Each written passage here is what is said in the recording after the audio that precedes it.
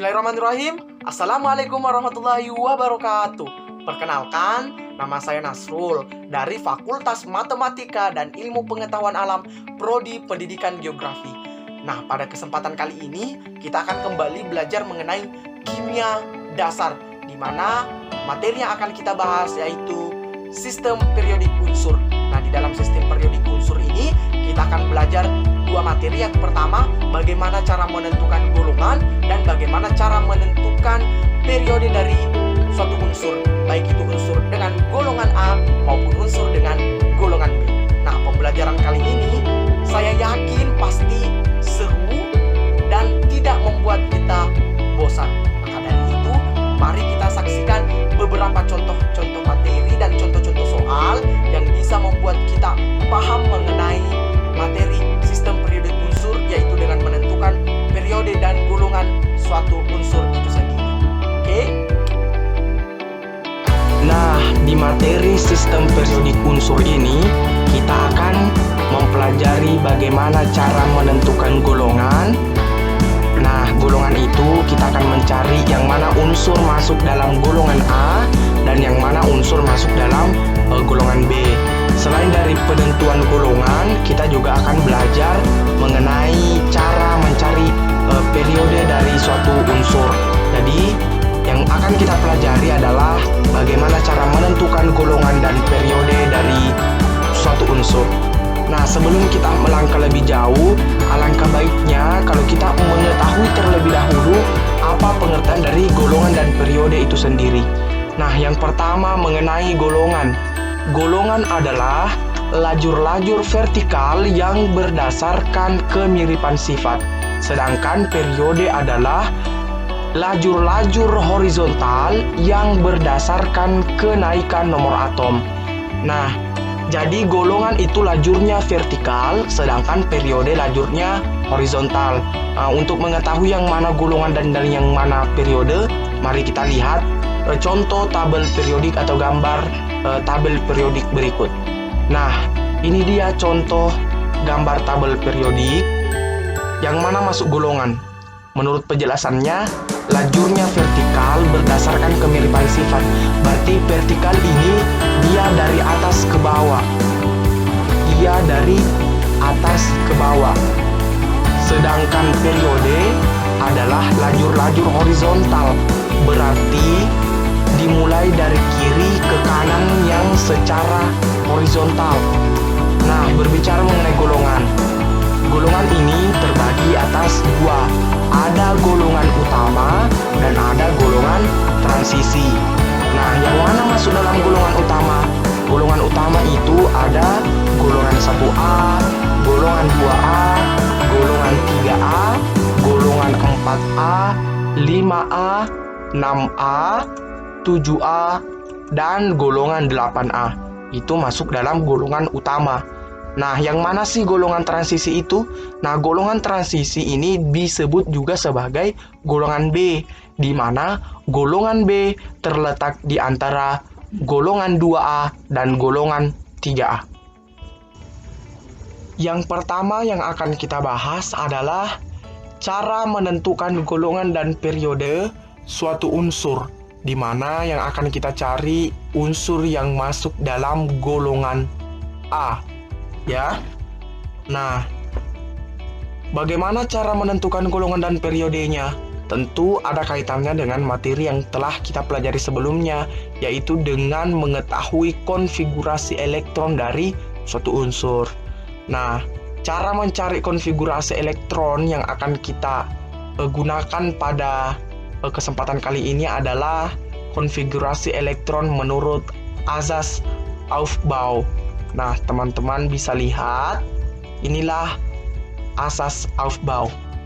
Nah, ada satu S yang terdiri dari 2 elektron, ya, di mana S itu terdiri dari 2 elektron, mulai dari 1S, 2S, 3S, 4S, 5S, 6S. Dan P itu terdiri dari 6 elektron. Ya, mulai dari 2P, 3P, 4P, 5P, 6P. Nah, D sendiri ini terdiri dari 10 elektron. ya 10 elektron. Dan F ini terdiri dari 14 elektron. Nah, menurut teori ini, bagaimana cara mengkonfigurasikan elektron dengan asas Aufbau? Kita lihat contoh soal berikut. Nah, yang pertama, natrium atau Na dengan jumlah elektron 11. Nah, bagaimana cara mengkonfigurasikannya? Tentu dikonfigurasikan dengan cara asas Aufbau ini. Kita mengkonfigurasikannya sampai jumlah elektronnya habis, ya. Kita melakukan konfigurasi sampai jumlah elektronnya habis. Nah, natrium dengan jumlah elektron 11 kita konfigurasikan. Nah, konfigurasi yang pertama yaitu 1s2 atau di kulit pertama itu 1s2. Nah, kita lanjut karena masih bisa memenuhi, yaitu 2s2. 2s2. Jadi jumlah elektronnya 2 ditambah 2 sama dengan 4. Jadi masih ada sisanya, masih bisa dilanjutkan. Jadi kita lanjut konfigurasikan. Nah, 2p6. Kenapa 6? Karena ketentuannya sudah 6, bahwa P itu harus jumlah elektronnya 6. Nah, kita jumlah elektronnya sudah berapa? 2 ditambah 2, 4, ditambah 6, 10.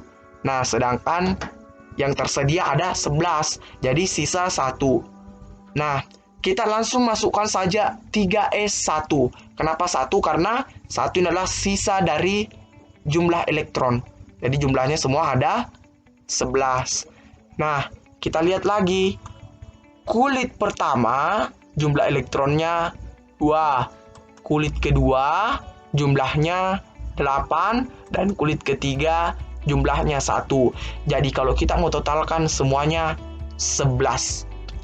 Nah, bagaimana cara menentukan golongan dan periodenya? Ini dia. Golongan dari natrium ini adalah golongan 1A. Bagaimana cara dilihat? Kita lihat elektron valensinya, yaitu elektron paling terluar. Nah, elektron paling terluarnya kan apa? Elektron paling terluarnya adalah 1, berarti dia golongan 1A. Nah, bagaimana cara menentukan periodenya? Periodenya kita tahu dari jumlah kulit paling banyak atau paling besar, atau jumlah kulitnya. Nah, jumlah kulitnya yang mana? 3. Berarti dia masuk dalam periode ketiga. Seperti itu. Saya harap teman-teman bisa mengerti. Nah, supaya lebih meyakinkan lagi, kita lanjut ke contoh soal berikutnya nih. Nah, yang akan kita bahas lagi adalah Cl dengan jumlah elektron 17. Nah, kita masih menggunakan asas Aufbau ya. Yang pertama 1s2.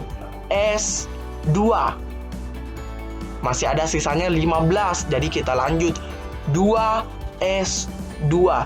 Ya kan? Pasti masih ada sisanya. Kita lanjut lagi konfigurasikan 2p6. 2p6. Jadi jumlahnya sudah berapa? 2 tambah 2, 4. 4 tambah 6, 10. Berarti sisanya masih ada 7. Nah, kita lanjut 3s2.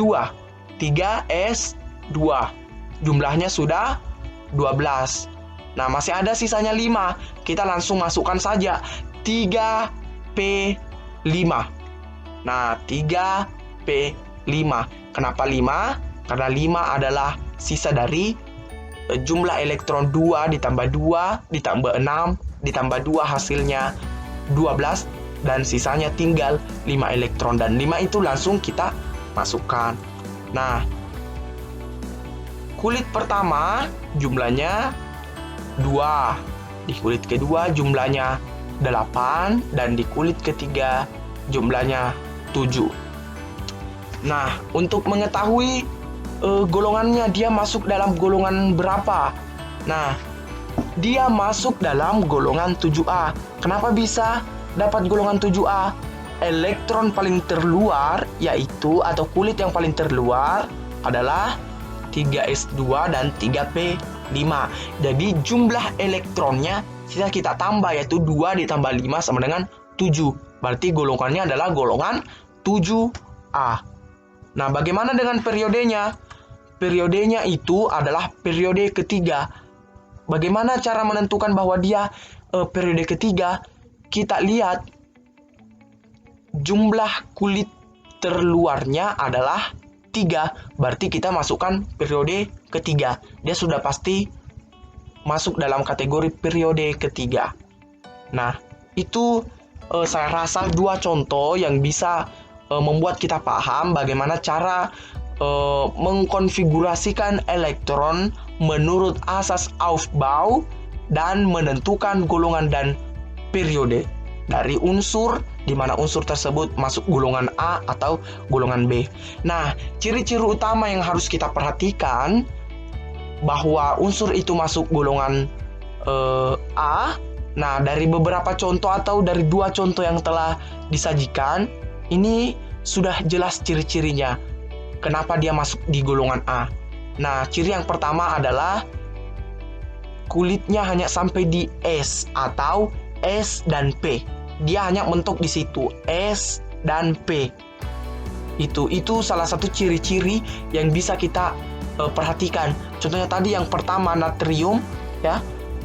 Hasil konfigurasi elektronnya kan yang terakhir 3s1. Nah, kulit terluarnya 3s1. Nah, Cl17 juga seperti itu. Ada 3s2 dan 3p5. Dia hanya sampai di 3s atau 3p atau kedua-duanya. Seperti itu ya, teman-teman sekalian. Saya berharap kita bisa memahami bagaimana cara menentukan golongan dan periode suatu unsur yang mana masuk unsur golongan A.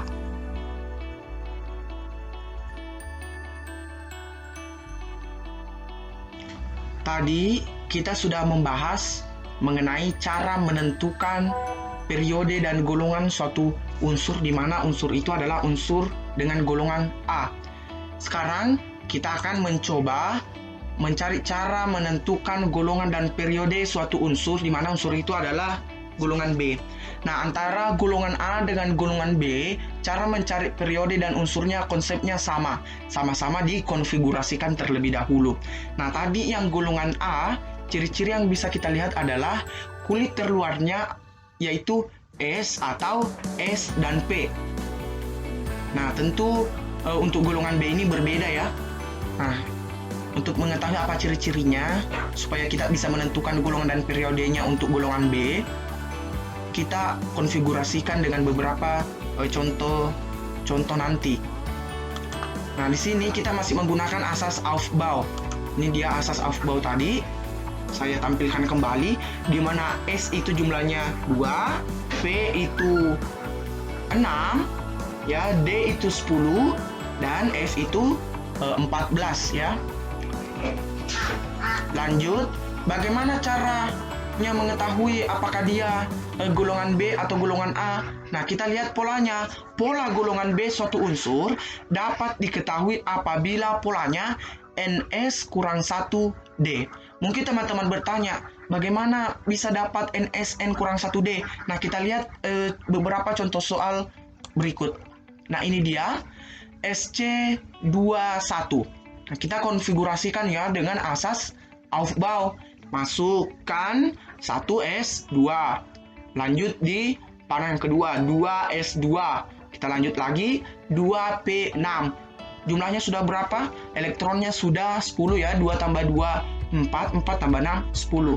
Lanjut lagi karena masih ada sisa 11, jadi kita masukkan 3S2, 3P6. Jadi jumlahnya sudah 18. Sisanya sisa 3. Masih bisa dikonfigurasikan kan? Jadi kita masukkan lagi 4S2. Jadi jumlahnya sudah 20. Jumlah elektronnya sudah 20. Kita lanjut lagi karena masih ada satu sisa elektronnya. Jadi kita masukkan 3D1. Berarti dia mentok di situ atau kulit terluarnya adalah 3D1. Kenapa? Karena sudah habis sudah habis. Nah, di sini kita lihat polanya. Kalau tadi dia golongan A, ya berarti kulit terakhirnya adalah S dan P, ya. Nah, kita lihat di sini kulit terakhirnya apa? Kulit terakhirnya adalah 3D1. Berarti secara otomatis bisa kita menyimpulkan bahwa D ini adalah konfigurasi elektronnya, ini adalah unsur yang mempunyai golongan B, ya. Unsur yang mempunyai golongan B. Nah, bukti yang lain bisa kita dapat yaitu dengan mengetahui bahwa nilai N-nya ini adalah 4, ya, nilai N-nya 4. Nah, dan nilai N-nya kurang 1 ini adalah 3. Di mana dapat 3 dari 4 kurang 1? Kan nilai N-nya tadi 4.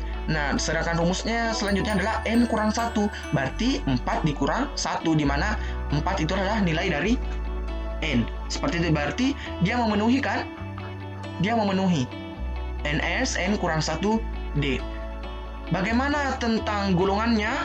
Dia adalah golongan 3B. Kenapa golongan 3B? Karena lihat kulit terakhirnya. Kulit terakhirnya adalah 3. Ya? Kulit terakhirnya adalah 3. Berarti dia adalah golongan 3B. Karena memenuhi syaratnya tadi, polanya NS N kurang 1D, berarti kita bisa menyimpulkan bahwa dia adalah golongan 3B. Ya. Dan juga ada bisa kita lihat ada 3D1 kulit terluarnya, berarti dia juga masuk dalam golongan B. Seperti itu ya. Lanjut mengenai periode. Periodenya kita bisa lihat dia masuk periode ketiga. Kenapa? Kita jumlah saja kulit terakhirnya. 2 ditambah 1, kita jumlah elektronnya. 2 ditambah 1, 2 tambah 1 sama dengan 3, berarti periodenya adalah periode ketiga. Nah, itu dia yang bisa kita ketahui dari menentukan golongan dan periode suatu unsur, di mana unsur itu adalah unsur golongan B. Yang pertama, harus ada polanya golongan B itu dapat diketahui dengan NS N kurang 1D. Seperti tadi kulit terakhirnya dia memenuhi unsur pola NS N kurang 1D.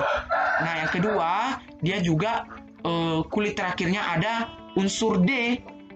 Nah, ada unsur D. Berarti itu dua ciri-ciri yang bisa kita ketahui dalam menentukan konfigurasi elektron, ya, di mana yang kita tentukan adalah golongan dan periodenya dari unsur yang mempunyai golongan B.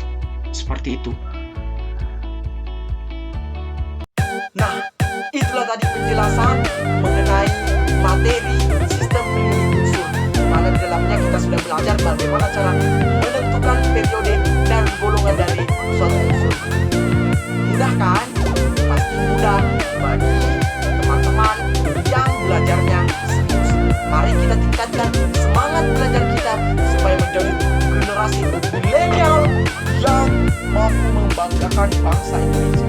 Bila kurangnya mohon dimaafkan. Assalamualaikum warahmatullahi wabarakatuh.